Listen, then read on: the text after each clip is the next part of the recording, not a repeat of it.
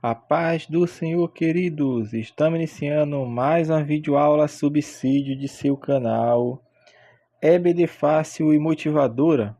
E na aula de hoje nós estaremos comentando a penúltima lição deste primeiro trimestre do ano de 2023, que tem como título Vivendo no Espírito, lição de número 12. Nós estamos dando prosseguimento aos nossos estudos bíblicos deste trimestre, o qual estamos estudando o tema Aviva a tua obra, o chamado das Escrituras ao quebrantamento e ao poder de Deus. E na lição de hoje nós estaremos estudando a lição de número 12, Vivendo no Espírito. O textuário encontra-se no livro de Gálatas, capítulo 5, versículo 22. Mas o fruto do Espírito é amor, gozo, paz, longanimidade, benignidade, bondade, fé, mansidão, temperança.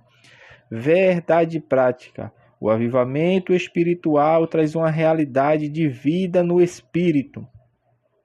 A leitura bíblica em classe encontra-se no livro de Gálatas, capítulo 5, dos versículos 19 ao versículo de número 25. Então vamos lá, meus amados irmãos, iniciar a lição de número 12, Vivendo no Espírito. Nesta lição nós vamos estudar especificamente o fruto do Espírito, bem como saber a luta que existe entre a parte material caída, que está sujeita ao pecado, que é a carne, que a Bíblia fala, e a espiritual. Então, o crente que tem a vida em Cristo, ele tem a natureza caída? Tem, porque ainda não foi glorificado, não foi ainda, teve o seu corpo transformado, ou seja, para ser ausente com a ausência do pecado, mas estamos sujeitos ao pecado. Então, enquanto Cristo não buscar a sua igreja, enquanto o crente também não morrer, enquanto Cristo não vier buscar a sua igreja, ele vai estar sujeito ao pecado, ou seja, vai estar sujeito a carne também, porque faz parte da sua natureza essa parte caída do ser humano. Então, nessa lição nós vamos ver o que é viver no Espírito. Por isso o autor colocou vivendo no Espírito. E sabemos que a vida cristã é uma jornada. O homem, quando se converte a Cristo, quando aceita a Cristo, meu irmão, a partir deste dia em diante, ou seja, do dia que ele se converte a Cristo, do dia que ele faz e toma a sua decisão para Cristo, até a sua morte, ou se Cristo vier antes, ele vai estar sujeito, então ele deve perseverar, buscando andar em comunhão, em conformidade com as santas Escrituras. O primeiro tópico da lição, o autor vai falar a vida no Espírito. Vai falando sobre andando em Espírito. Então, nesta parte aqui, o autor vai pegar o texto de Gálatas, capítulo 5, versículo 16, para mostrar que Paulo, quando está escrevendo aos Gálatas, ele fala que andai em Espírito e não cumprireis a concupiscência da carne. Andar aqui, meu irmão, o autor bíblico, inspirado pelo Espírito Santo, ele não está colocando que é a atividade de se locomover, a atividade de sair de um determinado ponto e chegar em outro ponto, não. Andar aqui tem um sentido de viver, por isso é um sentido figurado, é um sentido conotativo, ou seja, no sentido figurado, como o autor fala, e não no sentido literal de andar. Mas o andar que ele está falando aqui é a condição de se estar, ou seja, é viver, é experimentar, é o que praticar, é conduzir na vida espiritual. Então, quando Paulo está dizendo andar em espírito, ele está dizendo que deve-se viver em espírito, praticar a vida e conduzir a sua vida espiritual em conformidade com o Espírito Santo de Deus. É isto que o autor está dizendo, andando em espírito, é ter uma vida espiritual avivada. Então, meu irmão, o autor da lição aqui, claro que está nos levando, nos instigando para sabermos que devemos sim andar em espírito e não cumprir a concupiscência da carne, que é o que nós vamos falar do segundo tópico em diante. Então, vamos, por enquanto, ficar por esse tema aqui nesse primeiro subtópico, porque iremos falar sobre as obras da carne, algumas das, na verdade, né? Aí o autor coloca aqui: por que andar em espírito? Por que andar em espírito? Primeiro, para não viver segundo a carne. É o que o Paulo fala, andar em espírito. E não cumprireis a concupiscência da carne. Então, para quê? Por que andar em espírito? Primeiro, para não cumprir e não viver segundo os preceitos carnais, não cumprindo as concupiscências da carne. O que é concupiscência? É um desejo forte, que faz parte sim da natureza do homem caído. Então, o crente que anda em espírito, ele não vive segundo a carne. É o que Paulo está falando aos Romanos também, capítulo 8, versículo 1 e 2. Portanto, agora nenhuma condenação há para os que estão em Cristo Jesus, que não andam segundo a carne, mas segundo o Espírito. Porque a lei do Espírito de vida em Cristo Jesus me livrou da lei do pecado e da morte. Então, por que andar em espírito? Para não viver segundo a carne. E também para fazer a vontade de Deus. Então, por que andar em espírito? Para não viver segundo a carne, para fazer a vontade de Deus. E somente os crentes salvos, avivados espiritualmente, é que podem andar em espírito. E isso tem que ficar claro, porque quem tem o Espírito Santo de Deus é crente. É pessoa que se converteram, que tomaram sua decisão para com Cristo e agora hoje andam segundo os seus preceitos e os seus estatutos. Então, meu irmão, para fazer a vontade de Deus, só faz a vontade de Deus quem tem Deus na vida, quem tem o Espírito Santo em sua vida. O homem perdido, o ímpio, o pecador, ele não tem o Espírito Santo de Deus na sua vida, ele vive pelos anseios de sua alma, pelas suas vontades, pelos seus sentimentos, pelos seus desejos, da sua condição de pecador, ou seja, a sua natureza carnal que prevalece. É a que fala mais alto. Por quê? Porque ele alimenta mais a sua vida carnal, a sua vida distanciada de Deus, porque ele não tem o Espírito Santo de Deus. E, infelizmente, existem pessoas também na igreja que alimentam mais a sua natureza caída do que o lado espiritual. Então, o seu espírito está fraco. E quando ele alimenta mais as coisas deste mundo, desta vida, meu irmão, a natureza carnal tende a prevalecer na vida também de crentes. Por isso, Paulo, quando vai escrever aos Coríntios, ele fala: eu queria escrever a vocês como a espirituais, mas vocês não são espirituais, vocês são carnais. Então, na igreja, há dois tipos de pessoas: há os carnais e há os espirituais. Por isso nós usamos aquele linguajar, está na carne. Por quê? Porque está tendendo às coisas desta vida. Então há pessoas sim que estão na igreja, mas ainda são carnais e não espirituais. O homem natural é o que está lá fora, é o ímpio, que não tem Deus na vida.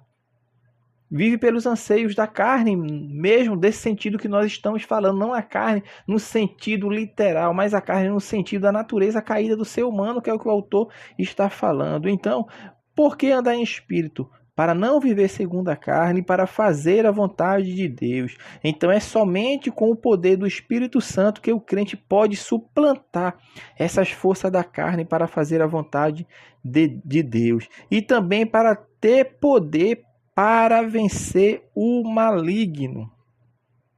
Crente cheio do Espírito Santo é crente também, meu irmão, que vence o maligno. Ele tem o poder que foi dado não por as coisas que ele aprendeu nesta vida, não porque ele sentou numa classe de EBD, não porque ele sentou numa cadeira de uma faculdade teológica, não, mas porque ele se comprometeu a estar com Deus. E o crente que anda em intimidade com Deus e conhece o Deus a que serve, ele tem poder para vencer o maligno. Mas ele vence não é porque ele é forte, não, é porque o que está com ele é maior do que tudo. Por isso Paulo, quando está escrevendo aos Romanos, ele fala que nenhuma condenação há para os que estão em Cristo Jesus. quem nos afastará do amor de Deus? Se Deus é por nós, quem será contra nós? Se Deus é por nós, quem será contra nós? O apóstolo aqui está dizendo, quem tem Deus tem tudo, porque ninguém pode se igualar-se ao Criador, tanto em poder, em glória e majestade. Ninguém é igual ao Senhor, ninguém pode chegar próximo ao poderio que é unicamente e exclusivamente do nosso Senhor. Então, quem está em Cristo, meu irmão, tem o poder para vencer as astutas ciladas do diabo, como Paulo escreve aos Efésios no capítulo 6. O crente tem que estar disposto a tomar a armadura de Deus e estar preparado para lutar a sua guerra espiritual, porque a nossa luta não é contra carne nem sangue, no sentido literal aqui o apóstolo Paulo está falando. Não é visível, não é algo palpável, mas contra as hostes espirituais que habitam nos lugares celestiais. Essa sim é a luta do crente diariamente contra os poderes espirituais das trevas, é coisa invisível. Então devemos estar preparados para ter a armadura de Deus e ter a palavra de Deus, que é a nossa arma tanto de defesa quanto de ataque, porque a espada do Espírito Santo é a palavra de Deus. Então devemos ter poder para vencer o maligno, porque Deus nos outorgou a armadura espiritual para vencermos as astutas ciladas do diabo. Então, por isso devemos andar em espírito. Agora, a gente falou que andando em espírito, por que andar em espírito e como é que é andar em espírito? Andar em espírito, meu irmão, não é nada fácil. Isso nós estamos falando bem ao longo desta lição, que nós temos uma natureza, e essa natureza carnal, que é inerente a todos os homens, fez com que eles, na sua maioria, os homens buscam o quê? As coisas que não agradam a Deus. Entretanto, aqueles que aceitam a Cristo como seu Salvador, meu irmão, essas pessoas, a palavra de Deus nos mostra que tornamos-nos novas criaturas. Então, novas criaturas nesse sentido de um novo homem, é um nascimento espiritual mesmo, como Cristo fala a Nicodemos, é necessário nascer de novo. O homem nasceu de novo, então ele tem esse novo comportamento espiritual e moral na sua vida. Mas, entretanto, ele precisa cultivar o relacionamento com Deus, sabendo como andar em espírito. Então, para eu andar em espírito, eu devo cultivar o meu relacionamento com Deus, porque nós já recebemos na convenção, no momento que professamos a Cristo, recebemos o Espírito Santo na nossa vida, e é o Espírito Santo que agora habita no crente, que faz com que ele tenha ousadia, com que ele tenha força, com que ele tenha um guia, com que ele tenha uma pessoa ao seu lado para o ajudar nos momentos de dificuldades e de aflições na sua vida. Então, andar em espírito, ele vai conseguir se ele tiver o Espírito Santo, e o crente tem, mas antes de tudo ele tem que deixar ser guiado pelo Espírito Santo. Ele deixando ser guiado pelo Espírito Santo, aí sim, ele é uma pessoa, um crente espiritual, pessoas espirituais e não carnais. E quando o crente é um crente verdadeiramente espiritual, ele tem a certeza de que ele está andando com Deus, porque ele tem a plena convicção em sua mente que ele está sendo guiado pelo Espírito Santo. Por isso o salmista, no Salmo 25, no versículo 12, fala: quem é o homem que teme ao Senhor? Ele o ensinará no caminho que deve escolher. O crente que tem o Espírito Santo, ele é guiado pelo Espírito Santo. Então, para andar em espírito, o crente tem que compreender que ele deve ser guiado pelo Espírito Santo, que ele deve sempre estar cheio do Espírito Santo. O crente precisa viver cheio do Espírito Santo e só consegue isso, meu irmão, vivendo com dedicação, amor e busca diária para cultivar o relacionamento com Deus. O cristão verdadeiro, ele sim pode ser cheio do Espírito Santo de Deus. E o crente que tem o Espírito Santo de Deus, Deus ainda deu a promessa do Pai, que é buscar o revestimento de poder, ou seja, uma capacitação para os crentes, para falarem com ousadia no momento certo, na hora certa, e ter a experiência espiritual de que de fato Deus está juntinho de você. Eu não estou querendo dizer com isso que aquele crente que não foi revestido de poder não vive em comunhão com Deus, não tem um relacionamento íntimo com Deus. Tem, e muitos desses têm até mais do que aqueles que foram revestidos de poder. Mas o que nós estamos dizendo aqui, que a promessa que foi feita por Deus, e Cristo assim nos falou, que era a promessa do Pai, ficar em Jerusalém até seja revestido de poder, porque esta é a promessa do Pai. Então, meu irmão, é uma promessa que é para todos os crentes, ser revestido de poder. Então, basta cada um de nós buscarmos e abraçarmos esta promessa, porque essa promessa ela não tem uma condição. A única condição é ser crente salvo. Eu não digo nenhuma condição, porque se o batismo já é para crente, então a condição que você deve ter, você já tem, você já faz parte, você tem os pré-requisitos necessários para receber a bênção espiritual. Mas agora você tem que buscar e tem que pedir ao Senhor, que assim Ele irá fazer. O confronto entre a carne e o espírito.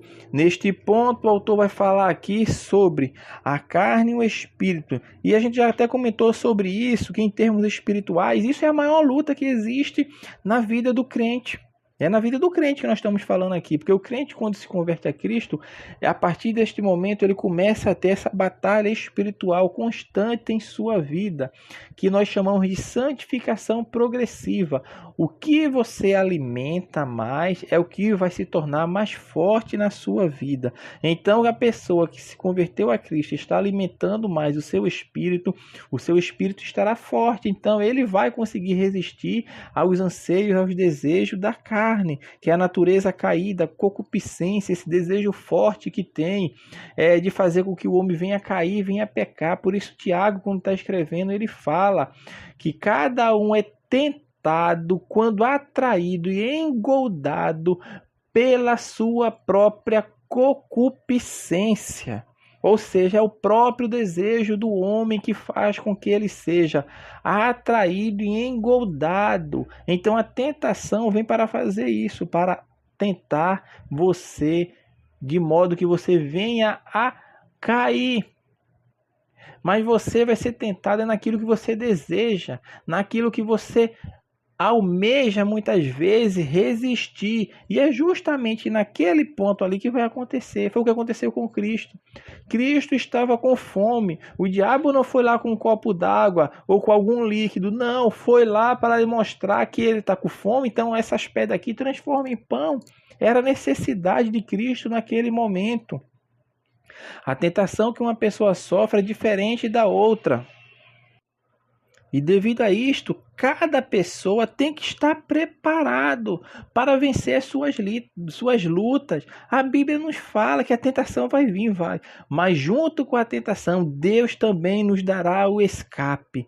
Deus sempre dá o escape para vencermos as tentações da nossa vida, as tentações do nosso dia a dia.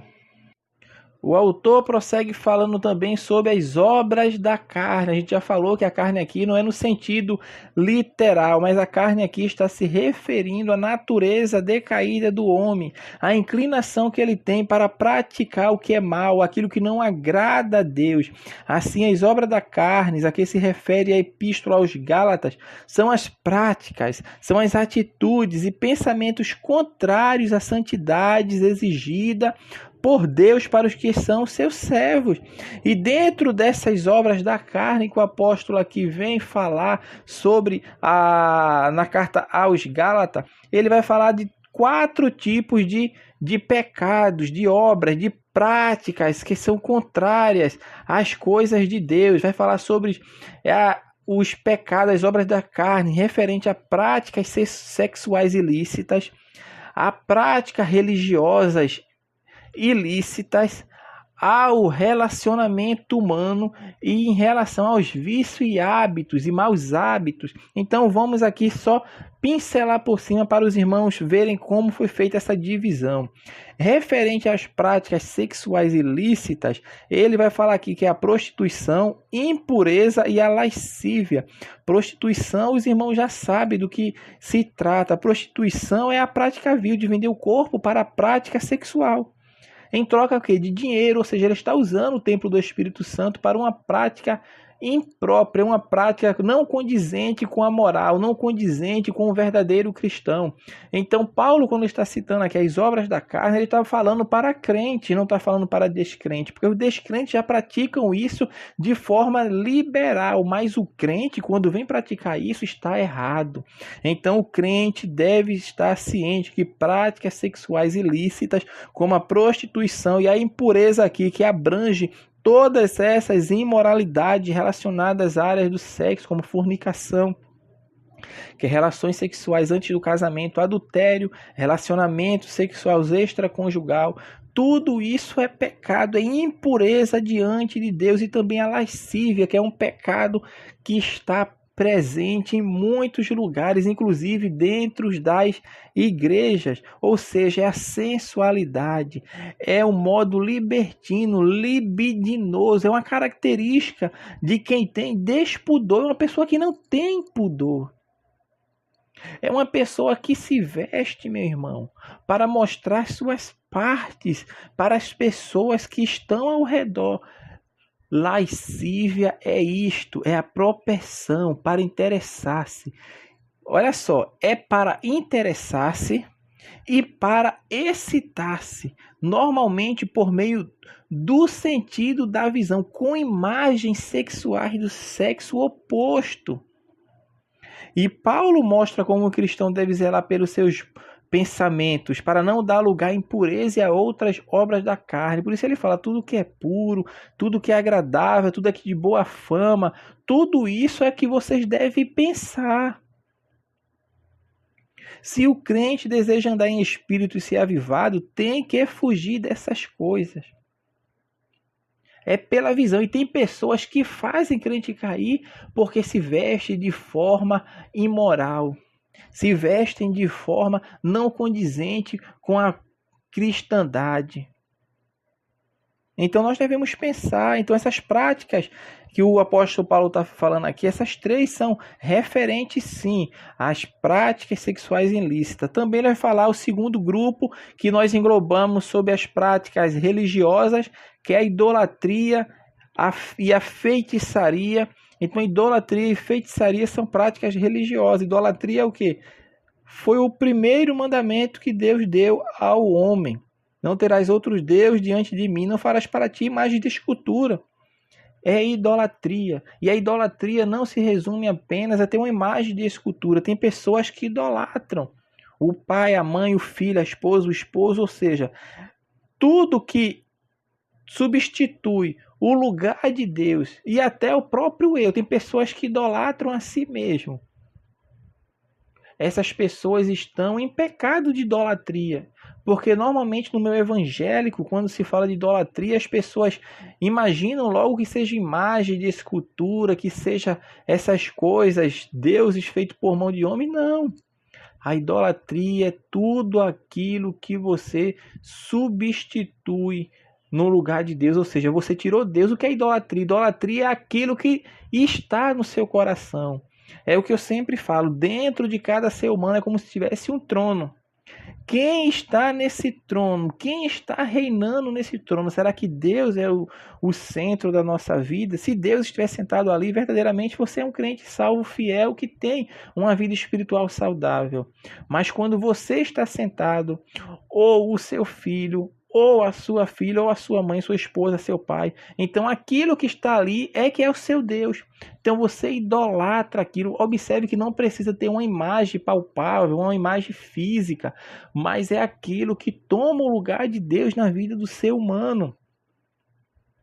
Então isso é idolatria. A gente tem que falar sobre isso, porque não é só imagem. A idolatria é aquilo que você substitui o lugar de Deus na sua vida. É idolatria. E feitiçaria são práticas ocultas. Prática de quem tentar fazer com que uma pessoa morra, com que uma pessoa seja alcançada, com que uma pessoa seja castigada. E tudo isso é práticas de feitiçarias. Ou seja, é a bruxaria. É mexer com coisas sobrenaturais, no sentido com os demônios. Eles não entendem, não compreendem, mas são práticas demoníacas. Feitiçarias são práticas religiosas voltadas para demônio. Envolve promoção, sim, de desejos malignos em cultos diabólicos e tem a finalidade de prejudicar ou exterminar a vida de alguém. Então já dividimos as obras das carnes em dois grupos: práticas sexuais ilícitas e práticas religiosas, que é a idolatria e feitiçaria. E também o terceiro e o penúltimo grupo tá as práticas referentes ao relacionamento humano. Isso aqui nós só vamos citar para os irmãos perceber do que nós estamos falando neste ponto. A inimizades. Inimizades é o quê? É a falta de amizade, companheirismo por falta de amor e simpatia. Porfias, o que são porfias? São brigas, rinchas, desentendimentos, disputa, oposição. Emulações, o que é emulações? É ciúmes, inveja, competição, rivalidade. Iras, sinônimo de raiva. O crente pode ser irado? Pode irar-se contra o pecado. A Bíblia fala: irai-vos, mas não pequeis. Não se põe o sol sobre a vossa cabeça, sobre a vossa ira. Então, ira é sinônimo de raiva, rixa, inimizade. Isso não condizente com o amor cristão. É claro que o cristão, ele fica irado contra o pecado, contra os convites para o mal fica. Então tem que saber essa separação. Pelejas são brigas, são rixas, disseções, são semelhantes a pelejas, são desentendimentos, provocações iradas. Heresias é a lista também que está ali no meio da igreja, porque quem aceita heresias, que são falsa doutrina, falsos ensino e mandamento, pode provocar divisões entre os irmãos, ou seja, heresias, é do mal relacionado. Invejas,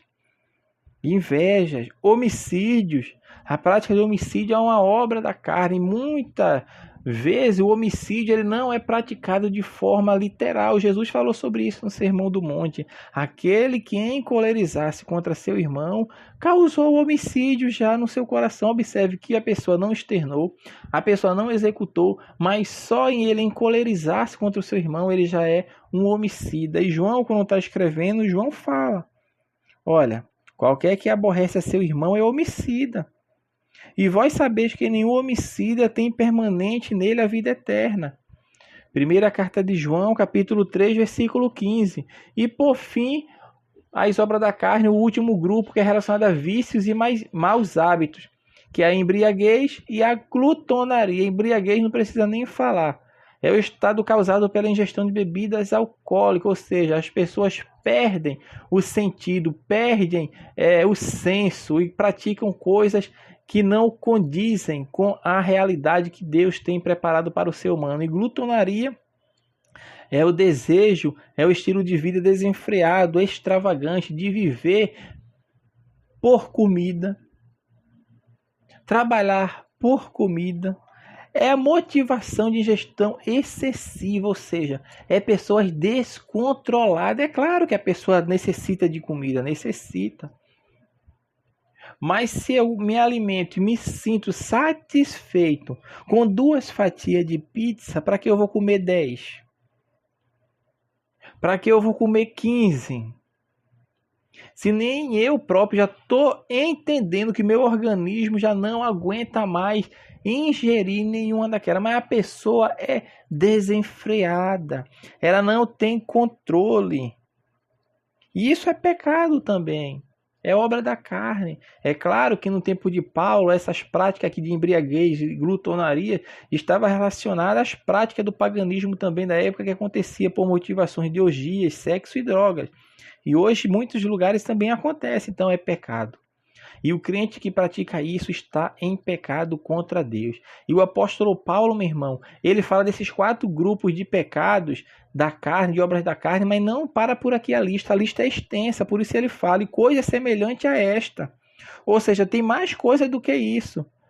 E quem pratica isso não vai herdar o reino dos céus, não vai reinar o reino de Deus. Paulo está dizendo, o crente que pratica tais obras não vai ter parte no reino dos céus. É simples, a Escritura está falando de forma clara para o nosso entendimento.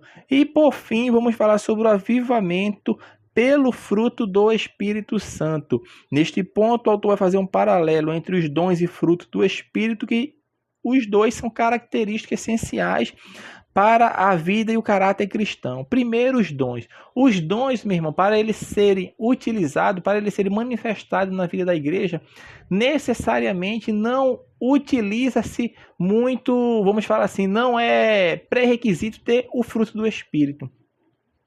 Mas eu afirmo isso com toda certeza, porque no livro de Coríntios, que nós já citamos aqui no início, falamos que Paulo, quando vai escrever para ele, está escrevendo a pessoas carnais, as pessoas que não eram espirituais. Entretanto, eles tinham todos os dons do Espírito, ou seja, a manifestação do dom independeu do seu caráter, do seu fruto, do que eles iam produzir espiritualmente. Por quê? Porque o dom ele tem um objetivo. É para edificação da igreja, é para edificar a igreja até chegar à estatura de varão perfeito, ou seja, Deus usa quem Ele quer da forma que Ele quer.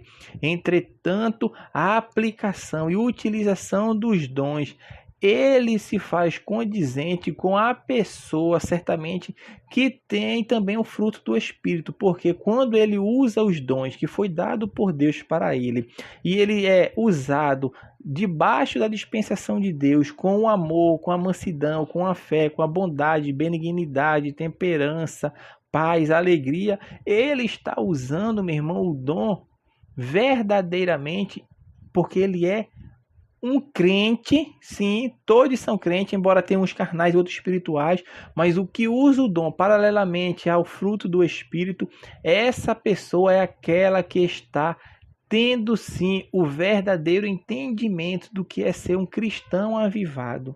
O que é ser um cristão avivado? É só ter os dons? Não. É ter os dons e ter o fruto do Espírito, ou seja, é andar em comunhão, em unidade, entendendo que o uso dos dons é para benefício sempre do outro. O único dom que traz benefício para si mesmo é o dom de falar em línguas. Todos os outros dons você utiliza para benefício do seu próximo.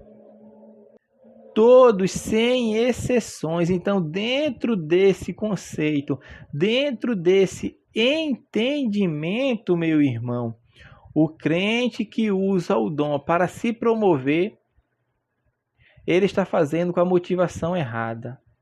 Talvez ele esteja sendo usado verdadeiramente por Deus, tendo o Espírito Santo de Deus na sua vida. Entretanto, ele não está exercendo as virtudes do fruto do Espírito Santo. E quando ele não exerce a virtude do fruto do Espírito Santo, ele está fazendo para se autopromover. Mas a mensagem que ele está dando, o dom que está sendo utilizado por ele, que também não é dele, porque nós somos dispenseiros de Deus, ou seja, não temos nada, só usamos o que está na dispensa, e nós não somos o dono da dispensa. Então, quem usa é Deus. Quem dá o dom é Deus. O dom é de Deus. E quem dá é Deus. Então, irmão, Deus dá o dom para o homem para que ele edifique a igreja que é dele. Mas quando não se usa o dom com amor, com bondade, benignidade, paz, alegria, ele está fazendo por motivações egoístas. E quando o homem, o crente, usa o dom por motivação egoísta, tudo isso vai passar. E o que vai ser provado vai ser o amor, porque a Bíblia fala que tudo vai passar. O que vai permanecer é a fé, a esperança e o amor. Estes três. Mas o maior destes é o amor, ou seja, tudo vai passar. Vai permanecer três, mas o maior é o amor, ou seja, a motivação, aquilo que está no seu coração. E dentro desses 9 aspectos do fruto do Espírito que o autor fala, o fruto do Espírito ele fala de 9 virtudes, porque não tem como dissociar nenhum do outro, ou seja, quem tem paz vai ter amor, quem tem amor tem bondade, quem tem bondade tem temperança, quem tem temperança tem paz. Quem tem paz vai ter também, meu amado, alegria.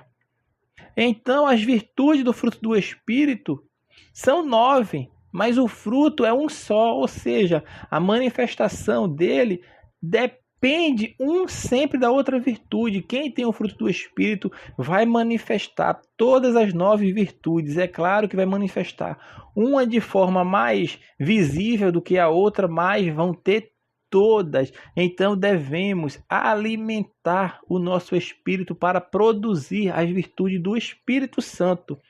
E quem tem essas virtudes aqui, meu irmão, é crente. O mundo não tem paz, como o crente tem. O mundo não tem alegria, como o crente tem. O mundo não é bondoso, como o crente é. O mundo não tem domínio próprio, como o crente tem. Quem tem o fruto do Espírito é crente. Isso tem que ficar claro na nossa vida para entendermos que o crente é o único que pode produzir as virtudes do fruto do Espírito. O único que tem essa fé, que tem esse amor, que tem essa paz, que tem essa alegria, que tem essa bondade, benignidade, temperança. O único que tem é o crente, meu irmão. E quando o crente não transparece, não externa essas virtudes, alguma coisa está errada. O crente deve produzir todas essas virtudes do Espírito Santo. E Paulo vai encerrar falando que contra o fruto do Espírito não há lei. Contra essas coisas ele fala, não há lei. E os que são de Cristo crucificaram a carne com as suas paixões e concupiscência. Se vivemos no Espírito, andemos também no Espírito. Ou seja, não basta viver, tem que andar. Aonde quer que estejamos, temos que exalar o bom perfume de Cristo. O crente, aonde quer que ele esteja, ele vai ser um arauto de Deus para as pessoas que estão ao seu redor. Então, que Deus possa nos ajudar, meu irmão, a cultivar o fruto do Espírito em nossas vidas. Os dons espirituais, eles só têm valor se forem acompanhados do fruto do Espírito. Isso é viver na plenitude do Espírito, tendo uma vida verdadeiramente avivada. Então, assim, nós estamos encerrando a lição de número 12 e tem como título Vivendo no Espírito. Que Deus abençoe os irmãos e até a nossa próxima aula, se assim o Senhor permitir.